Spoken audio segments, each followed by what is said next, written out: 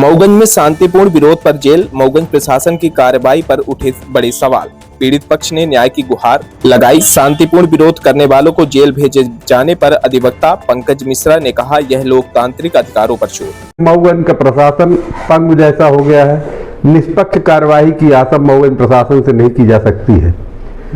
163 की जो कार्रवाई है उसमें जो है तो बांड पे जमानत पे छोड़ने का नियम है, न कि अनिश्चित काल के लिए जो जेल मेमोरेंडम बना है जिसमें जेल भेजा गया है कि प्रकरण के अंतिम निराकरण तक। किसी भी प्रकरण में कोई भी अगर यदि अपराधी भी है।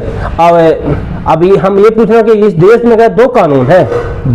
एक कानून है ना, एक मतलब उनका अलग कानून है उनके लिए, राजनीति के लिए, हमारे लिए मतलब उनके अगर कोई मतलब अब यही नहीं कि मतलब इस मतलब हमारा कोई काम नहीं हो रहा, कोई भ्रष्टाचारी लोग हैं उनके खिलाफ अगर आवाज उठा रहे तो ये मतलब आवाज उठाना गलत है। नमस्कार, आप देख रहे हैं हमारी पब्लिक न्यूज मिथेश त्रिपाठी के साथ। जिला मऊगंज में रंगों और उमंग के पर्व होली के बीच मऊगंज जिले से आई एक घटना ने प्रशासनिक कार्यशैली पर गंभीर प्रश्न चिन्ह खड़े कर दिए हैं। जहां एक ओर पूरा क्षेत्र त्योहार की खुशियों में डूबा है, वहीं दूसरी ओर प्रशासन की कथित दमनात्मक कार्रवाई के चलते कुछ सामाजिक कार्यकर्ता जेल की सलाखों के पीछे हैं। इससे पीड़ित पक्ष के परिजन और अधिवक्ता आक्रोशित हैं और उन्होंने मीडिया के माध्यम से जनता से गुहार लगाई है।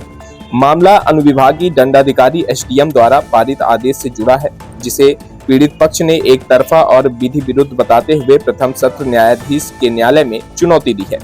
जानकारी के अनुसार रामेश्वर गुप्ता उर्फ लल्लू गुप्ता उम्र 82 वर्ष, देवेंद्र कुमार मिश्रा उम्र 52 वर्ष, मुद्रिका प्रसाद तिवारी उर्फ विश्वामित्र उम्र 63 वर्ष और भगवान दीन शुक्ला उम्र 55 वर्ष ने दांडिक प्रकरण क्रमांक 19/2026 में 24 फरवरी 2026 को पारित आदेश के खिलाफ निगरानी याचिका प्रस्तुत की है। याचिका में आरोप लगाया है कि मऊगंज थाना पुलिस द्वारा प्रस्तुत इस्तगासा पर बिना पर्याप्त तथ्यों की गहन जांच किए कार्रवाई कर दी गई है। सबसे बड़ा सवाल यह उठाया गया है कि जिन धाराओं में प्रकरण दर्ज हुआ है वे जमानती प्रकृति की है, जिसमें सामान्य परिस्थितियों में बंद पत्र और मुचलके पर राहत दी जाती है। इसके बावजूद आरोपियों को जेल भेजना प्रशासन की कठोर और पक्षपातपूर्ण कार्यशैली को दर्शाता है। पीड़ित परिजनों का कहना है कि भ्रष्टाचार और प्रशासनिक अनियमितताओं के खिलाफ आवाज उठाना अब अपराध बना दिया गया है। आइए सीधे जुड़ते हैं पीड़ित पक्ष के परिजन और अधिवक्ता पंकज मिश्रा के साथ। क्या शुभ नाम हुआ? मेरा नाम नरेंद्र कुमार मिश्रा है, मैं देवेंद्र मिश्रा के भाई हूँ, छोटा वाला। क्या मामला है आज, किस विषय पर? हमारा भाई ने यहाँ अनशन किए थे, मुद्रिका तिवारी जी को आप जानते ही होंगे सर नाम, ठीक है। और तो अपने अधिकारियों के खिलाफ जो भी है मतलब यहाँ जो सिस्टम है जो भी आप जानते हैं उनके खिलाफ अगर आवाज़ उठा रहे थे, ठीक है। काली पट्टी बांध के थे भाई साहब, हमारे काली पट्टी बांध के थे, ठीक है। और वो 163 धारा बोले कानून व्यवस्था बिगड़ रही है बोले, ठीक है, उनको पकड़ के ले गए। लेकिन उसी दिन राहुल गौतम जी हजार के आदमी लेके उन्होंने इकट्ठा किए, उनके लिए कोई धारा नहीं है, उनको कुछ नहीं किए और हमारे भाई को ले जाके सीधे थाने के बंद किए। कोई शब्द का ऐसा यूज नहीं किए जिसमें मतलब कानून के बाहर हो बात है, ठीक है। अभी हम ये पूछ रहे हैं कि इस देश में क्या दो कानून है? एक कानून है ना, एक मतलब उनका अलग कानून है उनके लिए, राजनीति के लिए, हमारे लिए मतलब उनके अगर कोई मतलब अब यही नहीं कि मतलब इस मतलब हमारा कोई काम नहीं हो रहा, कोई भ्रष्टाचारी लोग हैं उनके खिलाफ अगर आवाज उठा रहे तो ये मतलब आवाज उठाना गलत है। कौन सी धारा के तहत कार्रवाई की गई? 163 के तहत। क्या नाम है भाई साहब का? देवेंद्र कुमार मिश्रा। देवेंद्र कुमार मिश्रा जी, हाँ।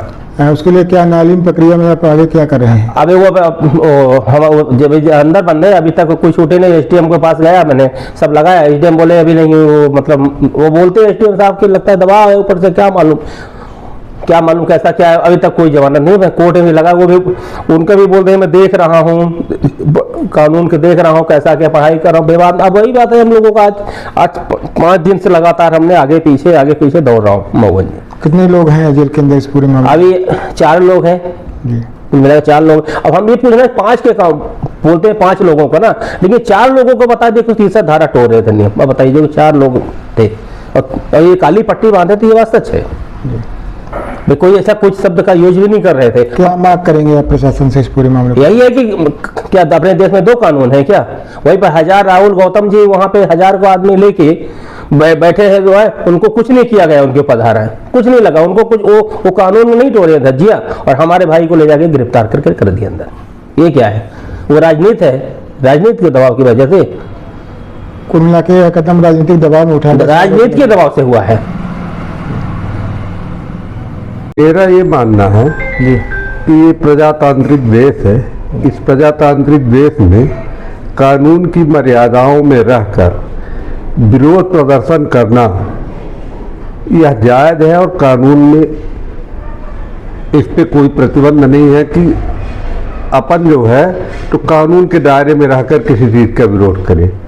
जो लोग विरोध कर रहे थे, मेरी नज़र में वो कोई गलत कार्य नहीं कर रहे थे, वो कानून के दायरे में रहकर जो शहीद स्मारक है उसके सामने बैठकर मात्र जो उनकी बात हमने सुनी है, जो उनका स्टेटमेंट था कि मात्र प्रतीकात्मक विरोध काली पट्टी बांधकर हम लोग कर रहे हैं जी।